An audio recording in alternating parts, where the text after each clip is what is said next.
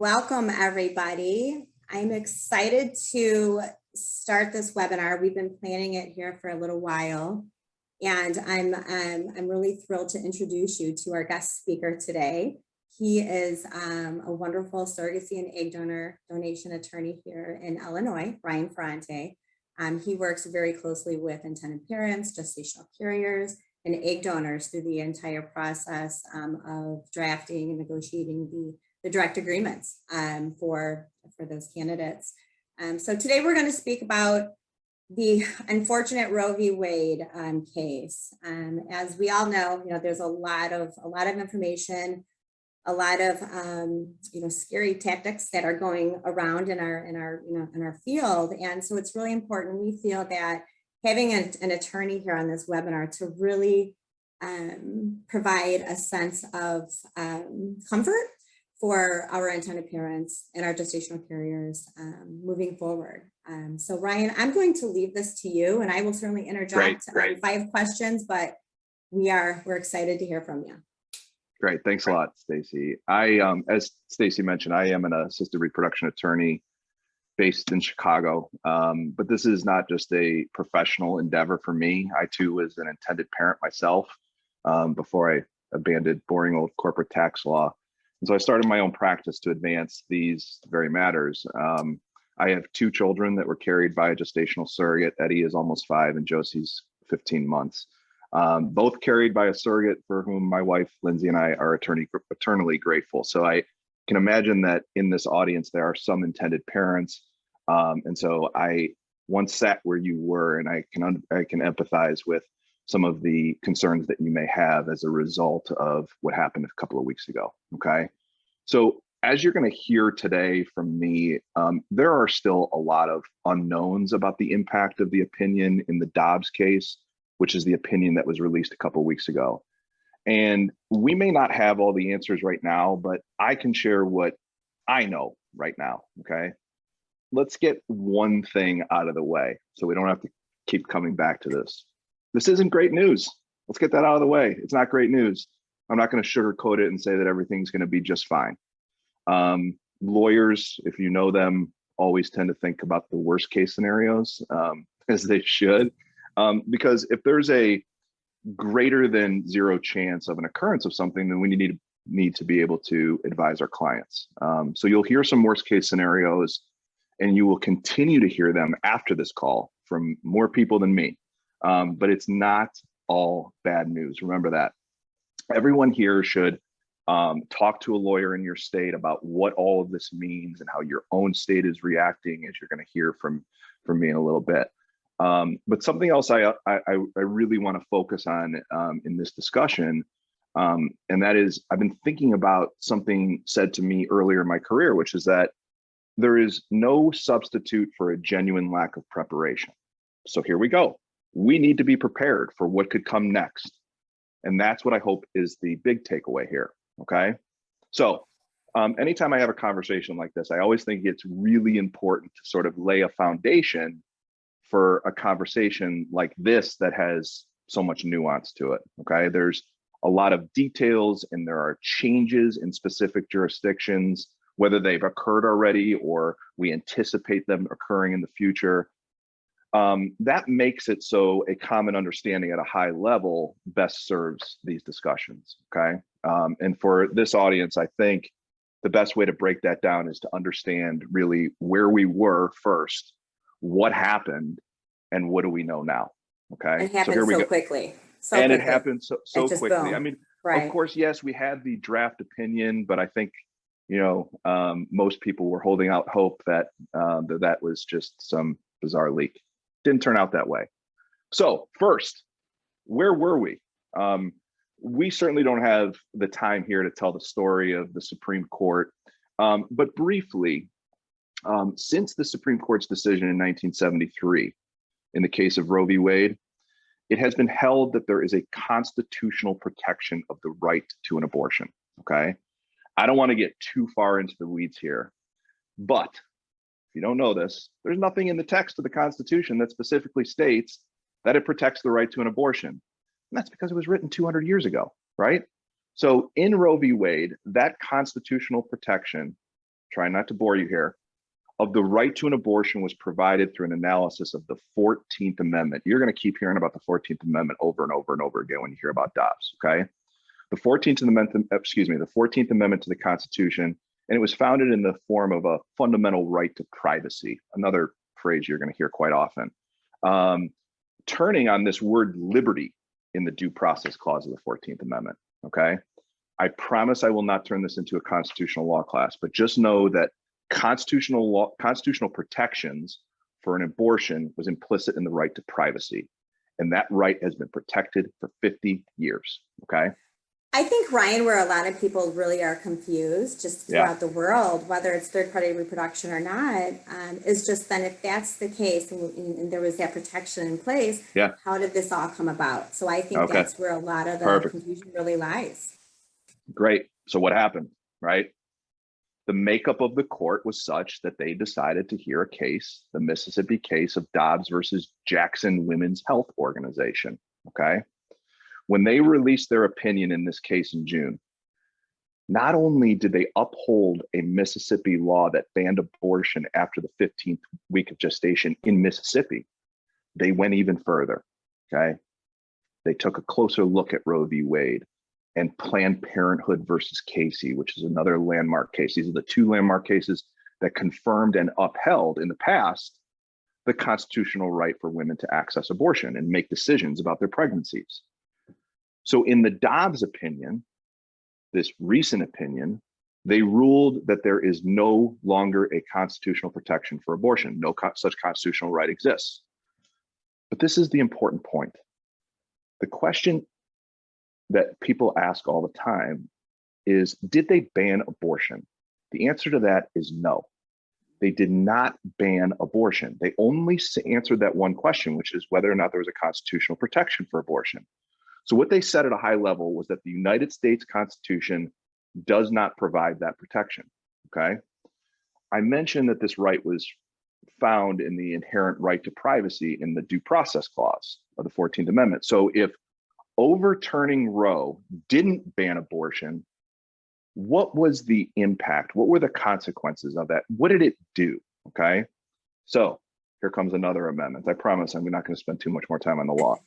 There's another amendment to the Constitution, the 10th Amendment, which tells us in so many words that these decisions or the path forward, like when a right is taken away, such as in the Dobbs case, these decisions are now sent to the state legislatures to decide for themselves and their states if and when an abortion can be performed, okay? So some states have already passed laws defining the constitutional right to an abortion under their own state constitutions, like here in Illinois, where our governor signed the Reproductive Health Act back in 2019, which established a fundamental right to reproductive health care, including abortion, okay? So indulge me, I've shared this analogy with, it's a very clumsy analogy, but it's one that I think sort of illustrates what happened with the Dobbs decision, okay? So for 50 years, Roe v. Wade granted this protection by lifting an umbrella over all of the states, okay? It protected that right, this huge umbrella. Now, with the Dobbs decision, the Supreme Court, what did they do? They just closed it. They closed the umbrella, leaving no constitutional protection for this medical treatment, okay? Now, some states lifted their own umbrellas, preserving the right to access an abortion, states like mine here in Illinois, or as we will see in other states where each state is going to make their own decision as to whether abortion is available or restricted. Do they lift an umbrella or do they keep it closed? Yeah. Okay. By the way, something important. I just realized this. I wouldn't talk about umbrellas with other lawyers. They will tell you they don't know what they're talking about. Okay. They don't talk about umbrellas in law school. Keep it real, right? Yeah. All right. So some states have not lifted an umbrella to protect the right at the state level, and contrary to states like Illinois, they've begun to ban abortions through these pre-existing trigger laws. So as you can imagine, this has created an enormous amount of headaches. It's created this sort of a beginning of this patchwork of laws across the states, okay? Now, this is something that needs to be considered, because I know that this is on the minds of some in this audience and others elsewhere, okay? The concern isn't just about answering that one question with that one answer, okay? What other impacts does the Dobbs decision have on decision-making when it comes to family building, okay? I have to go back to the 14th Amendment really quickly, okay? Remember, in Roe v. Wade and Planned Parenthood versus Casey, those two landmark cases, as I mentioned, the court relied on the liberty interest of the due process clause to protect certain private decision-making. You guys don't need to remember that, right? This court, the 2022 Supreme Court, using its own language, saying that there was no history or tradition of abortion access, basically ignoring the last 50 years, which is something that we'll probably be studying and arguing over for 50 more years. And I think that's the hard part to really accept, is it's just ignored, completely ignored. Exactly. And now they're just doing what they feel. They made their own interpretation of the protections provided in the Constitution. Okay. So considering that, okay, here is a connected concern. That same reliance, now I'm coming back, hopefully this 14th Amendment discussion makes a little bit of sense. The same reliance on the due process clause in the 14th Amendment, that was also used to protect other intimate decision-making in cases like access to contraception and the right to same-sex marriage. So should we be concerned there? Maybe, but in the opinion, okay, and I am not telling anyone they should read it, but you should if you want to. In the opinion, in Dobbs, Justice Alito wrote that, I should say this, he went out of his way to state that they were only answering that one question about whether there was a constitutional protection to an abortion. In other words, he was trying to say, we are only answering one question, and that question is whether there's a constitutional right to an abortion, nothing else, okay? And of course, the answer we now know, according to this court, is no, there is no constitutional protection for the right to an abortion, okay? But this is where it gets a little nasty. It's not until you get to Clarence Thomas's concurring opinion to the majority when he said that there are now other cases that we should be reconsidering, including, here we go, Griswold versus Connecticut, which is the case that protects the right to buy and use contraceptives, and Overtfell versus Hodges, which we all know found that there's a fundamental right to marry that is guaranteed to same-sex couples. So what he is suggesting is, if someone brings a case or controversy to the Supreme Court regarding these rights and decisions in the past, that they would probably consider taking them up, okay? So here's the bottom line. They answered that one question, but they have given us reason to be on high alert about what the current makeup of the court may be thinking about in the future. So here's now pivoting back to that preparation, okay? This is where we need to really start thinking about the future and the impact of this decision. So what do we know now, okay? Right now, there are already states that are enforcing their trigger bans on abortion in most cases. There's a term that I have heard in the fertility treatment context in the past, but never as frequently as I have heard it recently, and that's reproductive tourism. I find that phrase fascinating, where individuals cross borders for treatment, meaning state borders in this context. But how about IVF? What is the impact of this decision and its fallout, okay? State law, right? So remember, in the 10th Amendment, we're sending it back to the states, right? If there's no state or no power granted to the United States, it's reserved for the states. So here we are. State law is generally silent about IVF in their abortion laws, okay? Any of these new abortion laws don't touch on IVF because the focus of those abortion laws is on the pregnancy itself, or ending a pregnancy, right? Now that could all change. That's why this is all very fluid, okay? However, one could expect that these laws, because they are silent in IVF, would not extend to the IVF process, okay? This is where I remind you again, talk to a lawyer in your state, make sure that you understand what the impact of the trigger laws are in your state, or there may be emerging laws that we don't even know about that could have an impact on your family building journey, okay? Now, let me repeat this. There are no current laws enacted in the United States that address IVF, okay? But this is the big concern, okay? Here we go. We need to keep our eyes out for, and what we are bracing for right now is what are called personhood bills, okay? This is where life is defined as beginning at fertilization, or you know, we should be concerned about any of these new state abortion bans that may sort of somehow capture IVF in the abortion ban in some states. I'll give you one example, and people can read up on this on your own. This is my memory of what occurred. Just thinking of this back in May, I think May, whenever the draft opinion got leaked, it was right around that time. Louisiana, they considered a bill in their state legislature that would have made it possible for prosecutors to bring criminal charges against women who ended any pregnancy, okay? That bill was scrapped. They didn't even debate. They may have ended the debate very early on it, because my understanding of what goes on in Louisiana is that even the anti-choice advocates in in Louisiana didn't even support that idea of jailing women for an abortion, okay? So here's the bottom line on these personhood bills, okay? The personhood bills are the concern because they could limit the number of embryos that get created at one time. And then all of a sudden, assisted reproduction becomes more limited. It certainly would become more expensive.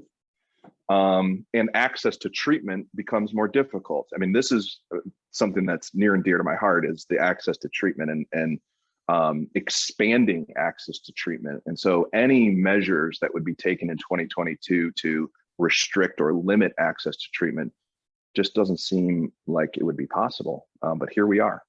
Okay. And that, you know, I have a question with that while we're on that topic specifically. And, you know, and it falls back to the privacy, right? The privacy of the patients. Where did that just go out the window? I mean, what happened with that? And then following that is, and this may be more of a question for the fertility centers, but I don't think clinics, they're not required to report the number of embryos, correct? Right. I mean, so how does this would become a really kind of messy area if you're only allowed to create so many embryos, or, you know what I'm saying, to really try to, it's almost impossible to confirm that reliability, right? You've nailed one of the sort of great unknowns here, is what the fallout is going to be as it sort of trickles down to the family building process through IVF, and the impact on fertility clinics. And does it matter where the fertility clinic is? Certainly, I would think so. And so the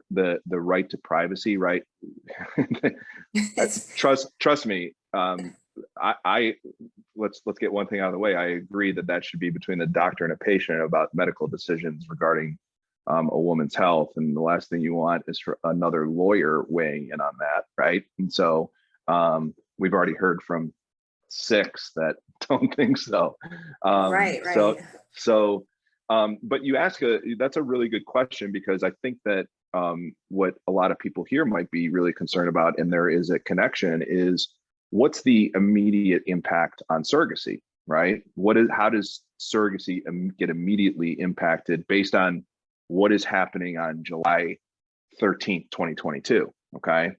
And so I think, and Staci, I'm sure that you're dealing with this, the matching process remains the same, right? In the sense that agencies like Family Source Consultants are still going to only be matching intended parents and surrogates if they're on the same page. They are like-minded when it comes to, you know, the intended parent's right to request a potential termination of a pregnancy.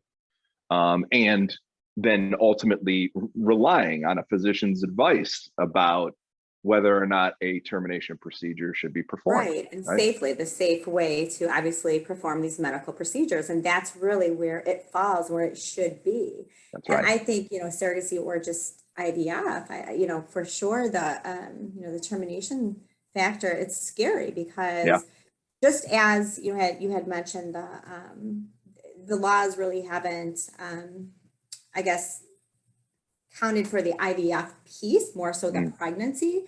Yeah. But that just kind of came out of, right? Yeah. Like Yeah. we fell back 50 years. So Yeah. what's to say now they're not going to trickle down to the IVF piece? And I think that really is such a concern Yeah. for the intended parents and just patients going through IVF in general. We have to be prepared. Yes, Right. yes. We have to be prepared. Preparation, like you said in the beginning, that's always Yeah. key. Yeah.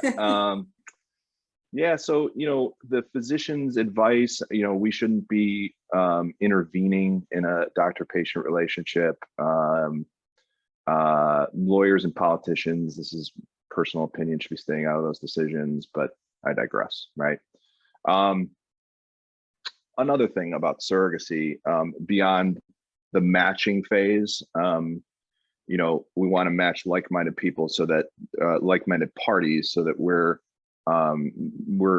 mitigating the surprises when it comes to a request to terminate. And these are, by the way, I don't know who your entire audience is, but I would say most of them may or may not know. Most of them probably don't know that termination procedures in surrogacy happen in extremely, extremely rare circumstances.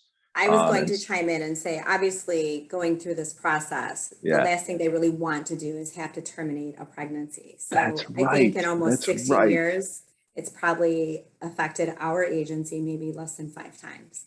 Yeah, but I think it's still preparation, like you said. Yeah. From the position of me, I can tell you, I remember how desperate I was to have a family, and so I know that I would not have come to that decision very lightly if it did come up. So, and plus the science has advanced in a way that the science has helped us avoid having to make those decisions, and so that's really helpful. And I think too, you had mentioned the science, and that's something I wanted to include in here as well, because obviously going through IVF or gestational surrogacy, it's not just for, say, the infertility piece. You have the LGBTQ community. You have, you have patients who maybe they want to start or grow their family later on in life. Or it could be a cancer situation where they really don't have another choice. So, and obviously, I would say at least 95% of our clients move forward with the genetic testing of the embryos.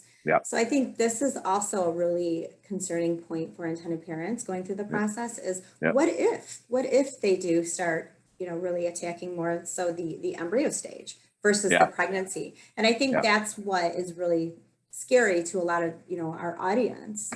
This is all tying back to that idea of we need to keep an eye on these state laws, right? We know the states that have sort of enhanced protections, like the Illinois and the Californias and the Washingtons and Oregons, the usual suspects, right? New York, New Jersey.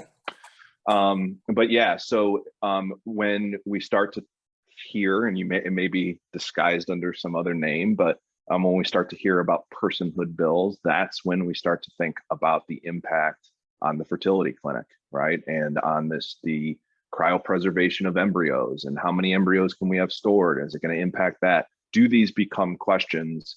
That remains to be seen.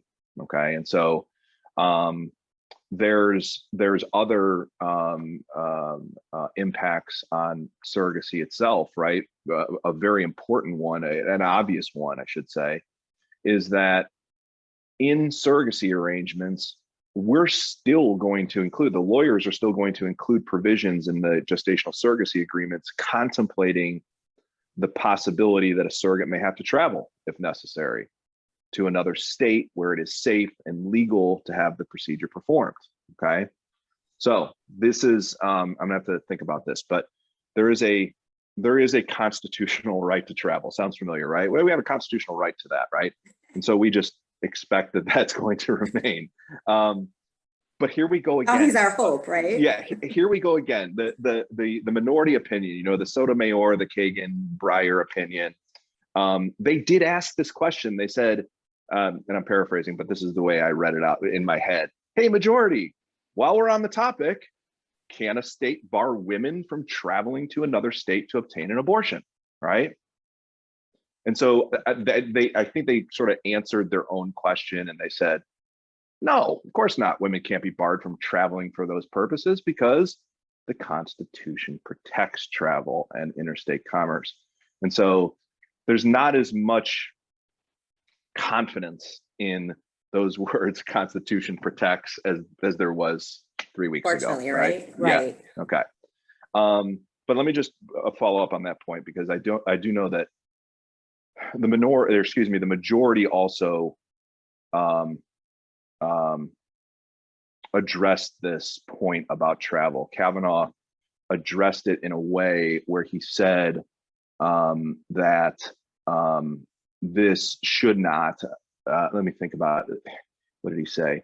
Oh yeah, in my view, is the way he said it. In my view, the answer is no, whether or not this bans travel to another state based on the constitutional right to interstate travel.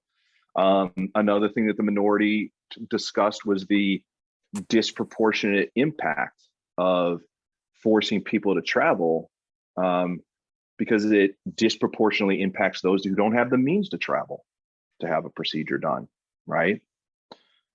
So there's a societal impact as well, forcing women to travel amongst this sort of patchwork to a place where they can exercise decisions about their own bodily autonomy. It is crazy. And by the way, I was just reading something this morning that said, in response to what Kavanaugh said about the right to interstate travel, the governor of South Dakota, who wants to ban abortion in its entirety, said, oh, well, we'll debate that, right? And so they're ready to have debates about whether or not women should be permitted to travel between states to have these procedures done. Okay. And I think this so brings up a couple. Oh, yeah, go ahead. please. I don't want to interrupt here. No, I just want to say that that's something we definitely need to keep an eye on, is this sort of idea of the constitutional right to travel. And speaking on that travel, I want to kind of piggyback, because prior to, obviously just 3 weeks ago, several months prior, was the whole Texas debate. Remember that? And then anybody who assisted that woman to travel to terminate the pregnancy also was found that they could, obviously be found guilty. So do you see that happening in other states as well? Because obviously working, say, aligning an intended parent, a surrogate, counting on that agency to help with this. Yeah, there are a number of states. There are a number of states that are concerning to me, based on their reaction over the last couple of weeks. I'm not going to pick on any specifically, but again, you really should be keeping your eye on what the impact is in your state. Actually, I'll pick on one, Oklahoma. That is some really dangerous language in Oklahoma that's concerning. I think they go back to human fetus almost. That's where they're really trying to push that. It's pretty scary. There was discussion of a personhood bill in a state that's not one of the usual suspects. It was Pennsylvania, and so there's concern there. Now, what are we supposed to do? There's a number of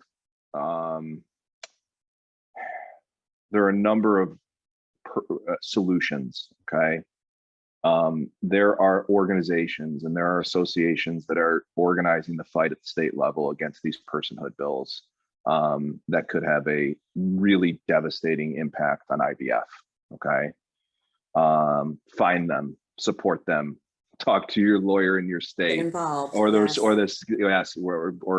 state where your surrogate lives. Have those conversations. The Supreme Court, by the way, they always seem to talk in code, and that's why people don't read these opinions, because it's like in another language. And it's pretty boring to a lot of people who don't understand, right? That's right. Their mind starts wandering at that point. A lot of the answers are in the footnotes, by the way, just a little trick. The answers are there, okay? The state legislatures are the ones who are now deciding whether to lift that umbrella or, metaphorically make it rain. But, there are a number of organizations, Resolve being one of them. I remember I was thinking about it this morning.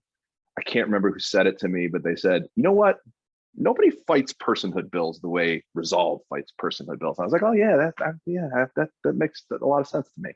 And so find an organization that, if it's meaningful to you, to sort of advocate for not just your interests, but everyone's interests when it comes to standing in the way of these bills getting passed.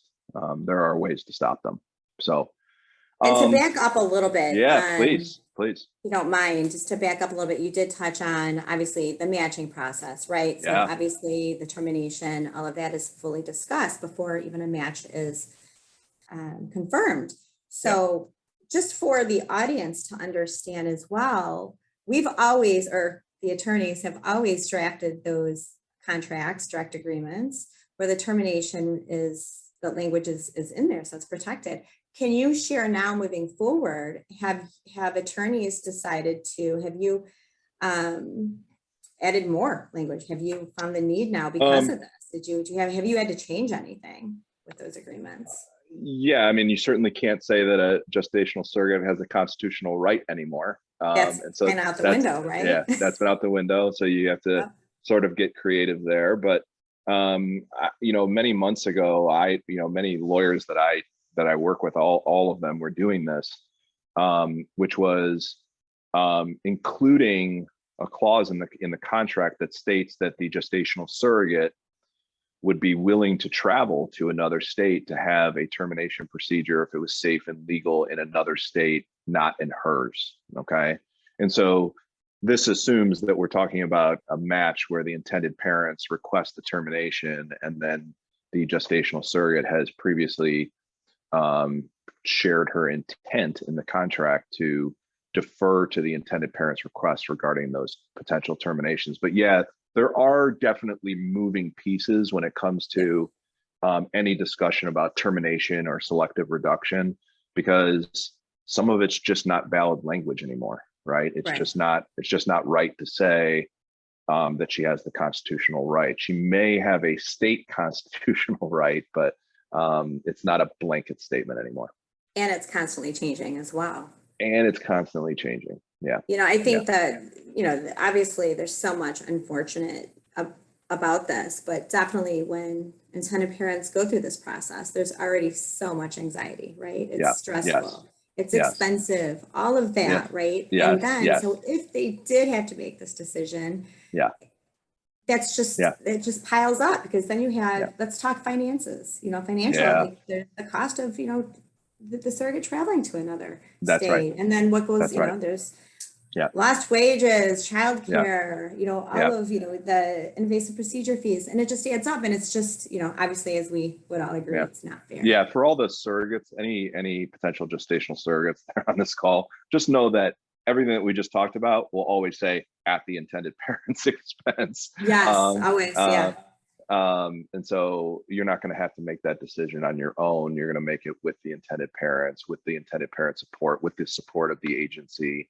And so these are very, very rare circumstances, but they do come up. So we need to contemplate them and be prepared in the event that it is something that we need to have an answer for. So. And it does affect the surrogate, obviously, other than, obviously the financial piece, yes, that is the intended parents, but the surrogate, she, has to take time off of her work or her leave away from her family. And that's right. And it's just something that nobody would have ever expected this to come up, right? And just out of the blue. So that's right. I think that, it's unfortunate. So I think the information that you're sharing today is just so valuable across the board. And then one more question I have for you, and then if you want to summarize any of this, please feel free to do so.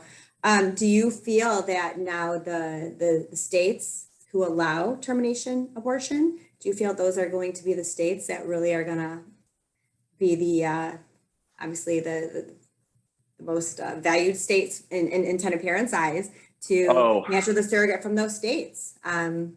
I'm going to take my do. lawyer hat off for that one, and I'm going to put my intended parent hat on. There you Okay? go. Yes. All right.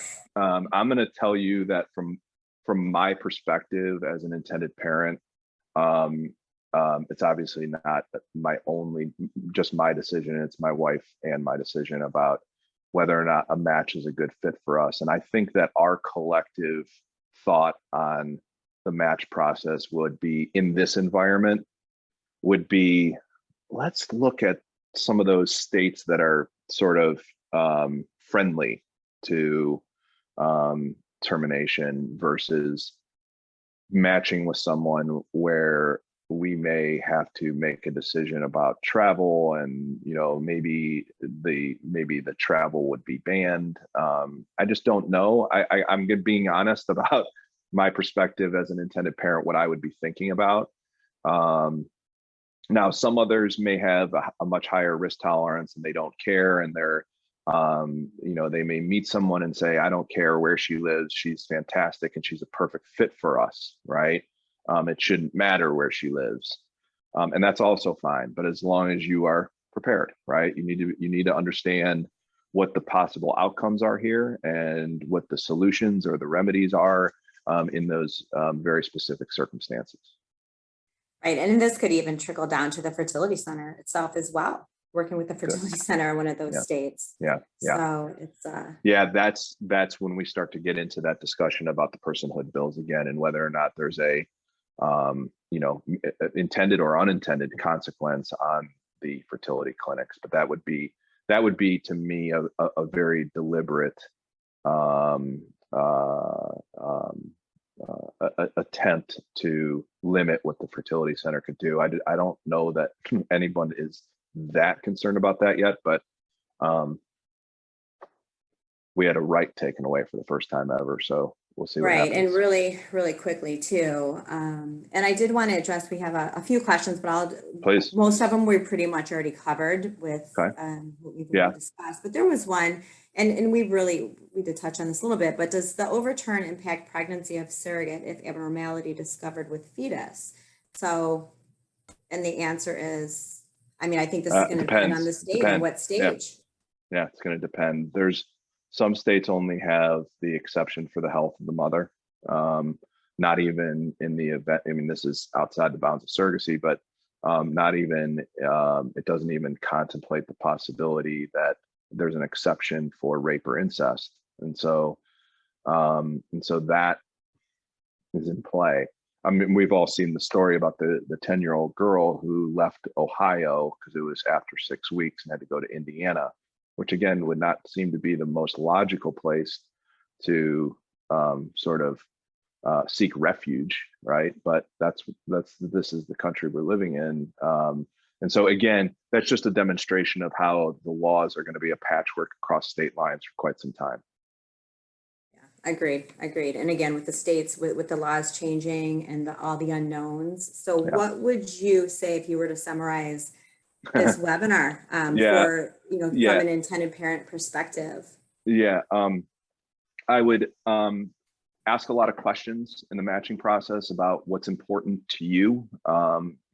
Does matching with someone who has similar views is critically important, but are you willing to make exceptions on that because you found somebody who lives in a state that may make this complicated? It's all about your risk tolerance, right? And so make sure you're gaining the comfort and having out all of the answers to the questions about plan A, B, and C when it comes to all of those worst case scenarios that should be laid out to you by your lawyer. If this happens, we need to contemplate the possibility of going to D, E, or F, right? And so those are all things that need to be sort of weighed, all right?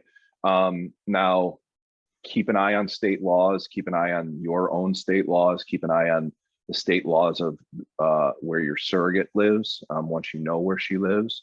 Have a really good understanding about the fallout of the Dobbs decision on, that discussion about a potential termination. What happens if there is a circumstance in which you would have ordinarily have requested a termination of the pregnancy?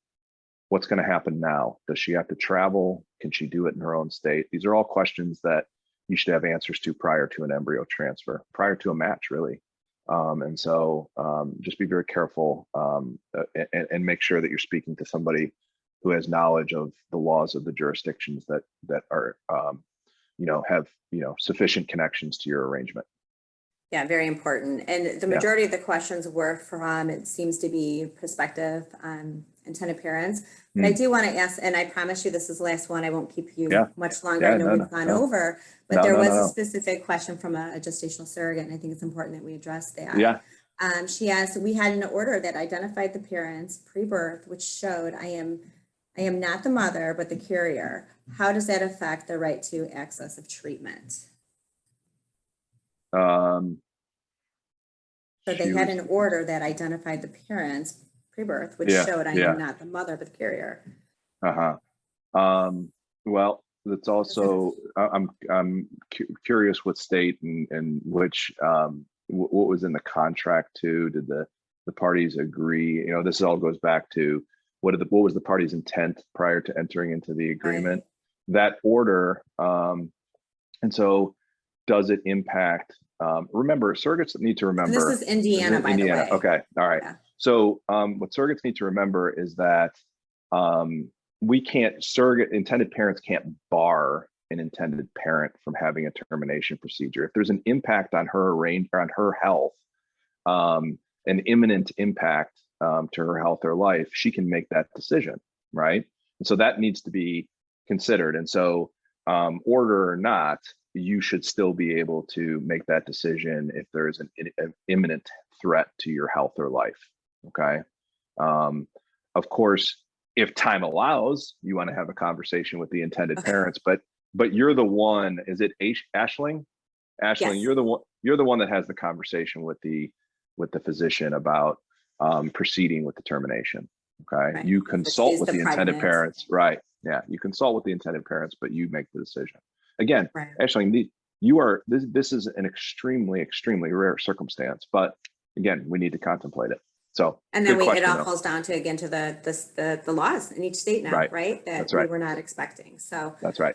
All right. Well, anything else you would like to add or close on before we end? Not today, because I'm afraid if I say something, it'll be changed in a day.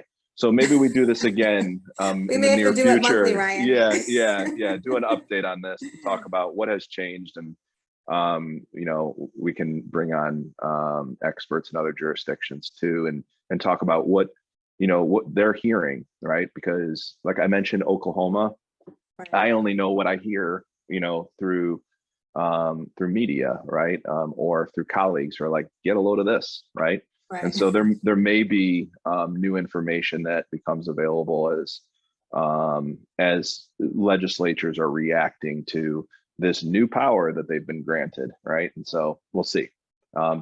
Listen, and we promise we'll keep everybody up to date as much as we can. Yes. Remember, it's not all bad news. Okay, there is bad news still here. Options. Yeah, there's not. It's not all bad news. Just be prepared. Talk to a lawyer and be prepared for all of the possible scenarios. Okay. Absolutely. Well, thank you so much. As always, we really appreciate your time, your expertise, and my pleasure. Have a great rest of the day. We thank. My pleasure. Thank you so much. All right. Good luck, everyone. Bye, everybody.